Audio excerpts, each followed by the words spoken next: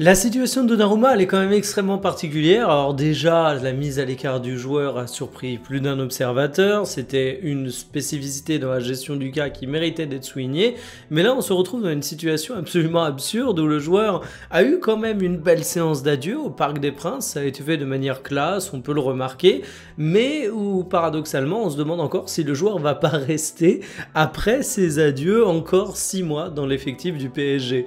Salut tout le monde, c'était MF et vous l'avez compris, nous allons parler de la situation extrêmement complexe de Gianluigi Donnarumma, un joueur qui est convoité par Manchester City, mais où les négociations s'annoncent relativement âpres avec le Paris Saint-Germain. Alors est-ce que le PSG a des demandes qui peuvent être jugées comme abusives? Est-ce que Manchester City use un petit peu de sa position de force? Où se situe l'intérêt du joueur?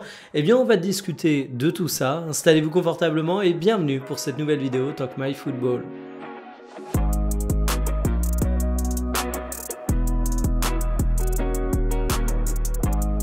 Concernant les demandes du Paris Saint-Germain pour Donnarumma, au départ, ça parlait de 50 millions d'euros et je ne sais pas ce que vous en pensez, mais moi, je considérais cette somme comme étant totalement abusée. Alors certes, on parle d'un des meilleurs gardiens du monde, ce qui pourrait justifier cette somme. Il lui reste 1 an de contrat, ce qui pourrait éventuellement diminuer la valeur marchande du joueur, mais on sait que sur les top joueurs, c'est pas aussi simple que ça. Mais là où il y a un vrai truc qui rend cette demande absolument déconnante, c'est évidemment sur le fait que Donnarumma est persona non grata du Paris Saint-Germain. Tout le monde sait que Paris veut s'en débarrasser, tout le monde sait que Paris l'a mis à l'écart et partant de là, t'obliges le joueur à trouver une porte de sortie, donc tu peux pas te permettre d'être aussi gourmand que si finalement t'avais un club qui toquait à ta porte pour essayer d'acheter un de tes titulaires.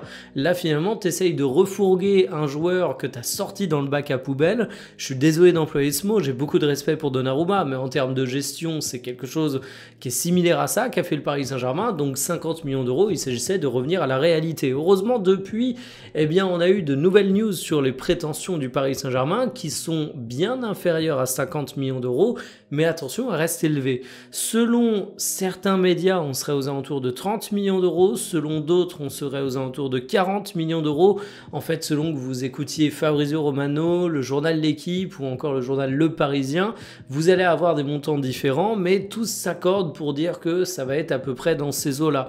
Je trouve ça nettement plus raisonnable de la part du Paris Saint-Germain, mais ça resterait, je le redis, une belle vente pour Donnarumma, non pas parce que c'est une belle vente par rapport à la valeur absolue du gardien, mais parce que comme dans n'importe quelle situation, quand tu montres que tu es en situation d'être faible en négociation, quand tu montres au monde entier que tu es vendeur et que tu n'as pas d'autre choix, eh bien finalement, tu peux pas en attendre une somme qui est absolument énorme. Donc est-ce que ça va se faire à 30 millions d'euros? Eh bien là, on parle beaucoup de Manchester City et qu'est-ce que propose Manchester City pour Donnarumma? Le premier grand blocage pour que City achète le portier italien, c'est la situation d'Ederson. Dans le passé, c'était le gardien numéro 1 de City, comme vous le savez, il a fait de nombreuses années au club, sauf qu'il s'est retrouvé à être mis sur le banc à cause d'une recrue au cours de ce mercato estival. Je parle bien évidemment de James Trafford, pour qui ils ont posé un peu plus de 30 millions d'euros. James Trafford, il arrive en tant que titulaire, donc Ederson est relégué, et il faut lui trouver une porte de sortie, parce qu'il ne s'agit quand même pas d'avoir 40 gardiens de la trempe d'un numéro 1 dans un effectif. Après tout, c'est aussi pour ça que le Paris Saint-Germain veut vendre Donnarumma, donc ils ne peuvent que comprendre la situation de Manchester City. Mais ce qui est d'autant plus intéressant dans ce dossier, c'est que City, ils se retrouvent dans cette position par rapport à Ederson parce qu'ils ont fait venir Trafford. Et Trafford, ils l'ont recruté alors que l'opportunité de Donnarumma n'était pas aussi évidente sur le marché des transferts, et il vient pour être numéro 1. Ce que ça veut dire très concrètement pour les affaires du PSG, c'est que City, ils n'ont pas d'urgence dans ce dossier. Paris, s'ils n'arrivent pas à vendre Donnarumma, ils vont se retrouver avec un gardien qu'ils paient une blinde, qui va rester dans l'effectif, qui va servir à strictement rien. C'est vraiment une situation délicate. Alors que du côté de City, au pire, si tu n'achètes pas Donnarumma, tu as déjà recruté un gardien que tu considérais comme étant un potentiel numéro 1. Donc il n'y a pas péril en la demeure. C'est ce qui amène le fait qu'on constate une première offre relativement faible de Manchester City. La presse évoquait quelque chose aux alentours de 15 millions d'euros. Alors j'ai beau dire que les demandes du PSG autour de 50 millions d'euros étaient complètement abusées au départ vu la situation, 15 millions d'euros, tu te fous un peu de la gueule de Paris quand tu oses leur présenter une offre aussi basse.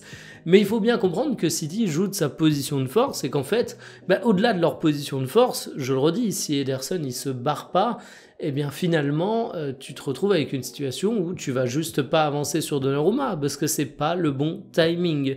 Et en fait, ce qui est intéressant, c'est que Manchester City est connu pour être un club qui est un ennemi héréditaire du Paris Saint-Germain. Tu sais que par rapport à la situation politique des propriétaires des deux clubs, c'est pas les clubs où tu vas avoir une négociation qui va être facilitée, mais finalement, quand on entend parler des pistes potentielles pour Donnarumma, l'intérêt du joueur, il va drôlement du côté de Manchester City. En fait, il faut avoir en tête que Donnarumma, il peut pas accepter n'importe quelle proposition. On l'a parfois envoyé du côté de clubs italiens, ça voudrait dire pour lui accepter une énorme réduction de son salaire. Et quand tu es un gardien qui vient de remporter la Champions League, que tu as 26 ans, que tu es considéré comme un des meilleurs du monde, ça fait un petit peu de mal de voir la suite de ta carrière se faire à travers une diminution du salaire. On a également parlé de clubs du côté de la Saudi Pro League, de clubs du côté de la Turquie, mais on peut comprendre que Donnarumma, il ait quand même d'autres ambitions sportives sans vouloir manquer de respect à ses formations. Il sort quand même du PSG où il était titulaire et où il est sur le toit de l'Europe. Et en fait, Manchester City, c'est un club qui est de l'ampleur européenne du Paris Saint-Germain. Ils sont grosso modo similaires là-dessus. C'est un club qui joue la gagne en Première Ligue chaque année, qui est le championnat le plus prestigieux du monde. Et tu peux évoluer avec Guardiola, qui est un entraîneur qui peut te faire progresser. Évidemment que tu as envie d'y aller.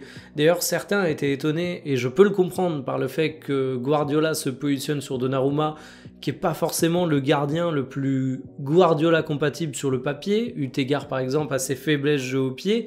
Mais c'est un truc qui est aussi intéressant parce que ça montre que les qualités intrinsèques de Donnarumma sont tellement fortes que tu peux aller au-delà des aspirations de profil. C'est pas le cas pour Luis Enrique, mais apparemment c'est le cas pour Pep Guardiola. Et puis surtout, je me dis que ça veut dire qu'en allant là-bas, il peut continuer sa progression. Et c'est un truc qui est tellement tentant, Manchester City, pour Donnarumma, qu'il se dit prêt à attendre 6 mois, le mercato hivernal, que Manchester City trouve potentiellement une solution pour leur précédent numéro 1. Et en fait, je vois pas mal de personnes qui se disent comment on peut se retrouver dans cette situation. En fait, Donnarumma, il en a rien à faire. Qu'on soit clair, 6 mois passés sur le banc du Paris Saint-Germain, c'est pas non plus la situation la plus dramatique du monde. Même un an, si ça te permet derrière de signer librement quelque part, c'est un sacrifice et c'est un calcul que je trouve parfaitement entendable. On peut se dire que c'est pas cool pour le Paris Saint-Germain s'il part librement, mais bon, le Paris Saint-Germain l'a fait passer de numéro 1 à tu n'es plus dans le groupe quasiment du jour au lendemain. On peut comprendre qu'il n'ait pas envie de faire de fleurs à son club. Et puis sinon, t'as quoi comme enjeu pour Donnarumma? Certains vont parler de sa situation avec l'Italie. Bon, excusez-moi, Donnarumma, s'il passe la saison sur le banc du Paris Saint-Germain, je suis prêt à parier très cher qu'il restera titulaire avec la sélection italienne. Le gros enjeu qu'on nous présente, c'est la Coupe du Monde. Aujourd'hui, l'Italie n'est même pas sûre d'être qualifiée pour cette Coupe du Monde. Finalement, tous les feux sont ouverts pour Donnarumma et lui aussi, il se retrouve dans une position où il doit rien à personne et où il peut jouer la montre, il n'y a pas de problème, il va récolter un beau salaire d'ici là et sa cote sur le marché des transferts, elle va même pas baisser. Ce qui fait l'attractivité d'un gardien, en plus de son niveau, c'est simplement l'alignement des étoiles. S'il n'y a pas un alignement des étoiles cet été, t'inquiète pas, il y aura un alignement des étoiles un petit peu plus tard. Donc en fait, en conclusion, Donnarumma du côté de Manchester City, vous l'avez compris, ça dépendra d'Ederson. Vous l'avez compris, Manchester City va augmenter probablement sa première offre de 15 millions d'euros si les conditions sont réunies, mais ils ne monteront pas à des 1000 et des 100 parce qu'ils sont en position de force. Le Paris Saint-Germain se retrouve un petit peu victime de sa position jusqu'au boutiste dans la gestion du dossier Donnarumma. Mais après, j'ai envie de dire que la priorité du Paris Saint-Germain, c'était de mettre Lucas Chevalier dans les bonnes conditions et pas de bien valoriser Donnarumma. Donc ils savaient qu'ils allaient dévaluer la valeur de leur joueur. Mais bon, dévaluer la valeur d'un joueur à Paris, c'est pas ta plus grande crainte, c'est pas le truc qui fait que tu vas réussir ou pas ta saison. Mettre un gardien en confiance, par contre, ça peut être déterminant et c'est là que tu te rends compte que les calculs financiers du côté de Paris, ce sont pas exactement les mêmes que les calculs financiers pour pas mal de clubs qui actuellement crèvent la dalle.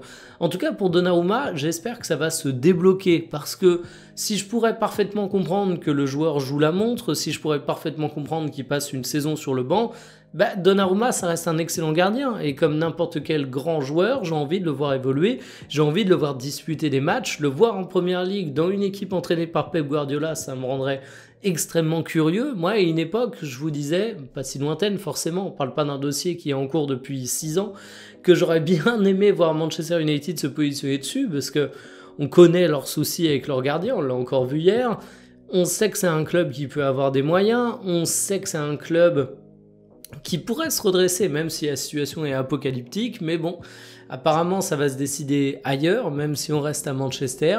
Donc voilà, j'espère que tout le monde va trouver un dénouement, parce que même pour Lucas Chevalier, oui, il n'y a pas de concurrence directe avec Donnarumma, oui, même s'il reste, il n'y aurait pas de logique du fait qu'il puisse lui piquer sa place de numéro 1, c'est quand même pas une situation hyper confort. Et puis, même pour le portier italien, il a finalement eu le droit de faire des beaux adieux au Parc des Princes, d'avoir ce petit moment avec les supporters qui lui est quand même dû, parce que finalement, il a rien fait de fondamentalement mal, Donnarumma. C'est quand même important que Paris lui offre ça.